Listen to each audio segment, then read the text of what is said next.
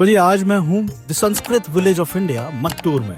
तो जी कल मेरा यहाँ रहने का जुगाड़ बन गया था और लकीली लास्ट रूम खाली था और मैंने वही लिया। कितने में मिला ये सुनेंगे और आपको लगेगा चौंकने वाली बात। 100 rupees per day, that's it. ये पूरा गांव संस्कृत बोलता है। जी हाँ, नॉर्मल बातचीत भी संस्कृत में होती है। अष्टवादनतः सार्ध अष्टवादनपर्यन्तं सर्वेषां छात्राणाम् अस्माकं बालानां कृते ग्रामस्य। और इस गांव में बहुत पॉजिटिव फीलिंग आई मुझे। और यहाँ के ग्राउंड में ऑलमोस्ट पूरा गांव डेली शाम को खेलने आता है।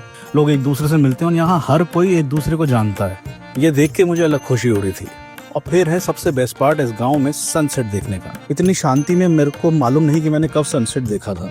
जहाँ मैं रुका हूँ वहाँ 225 रुपये में मेरे लिए 3 टाइम का खाना भी अवेलेबल था और खाना बहुत स्वाद था। अगले दिन जब मैं उठता हूँ तो मेरी नज़र जाती है पोस्ट ऑफिस पर। तभी मुझे आइडिया आता है कि क्यों ना यहाँ से पोस्ट कार्ड भेज जाएं, जो कि एक याद के तौर पे हमेशा साथ रहेंगे। और मैं वही करता हूँ। बहुत सालों के बाद मैंने चिट्ठी लिखी है तो मुझे बड़ा अच्छा लग रहा था। और लिखते हुए मैं यही सोच रहा था कि पुराने लोगों में कितना पेशेंस था, वो इसी वजह से कि उनको इंतज़ार की कीमत मालूम थी।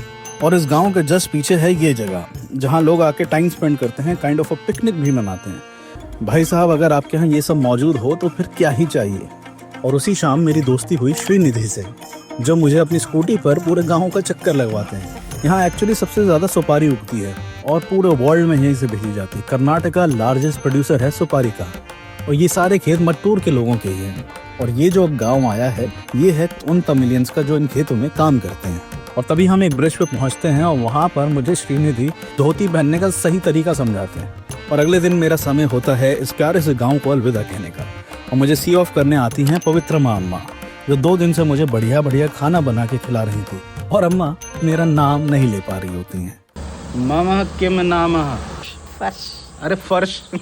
बस इन्हीं कुछ प्यारी यादों के साथ मैं अपनी यात्रा में आगे बढ़ जाता हूँ और आपसे कल मिलता हूँ।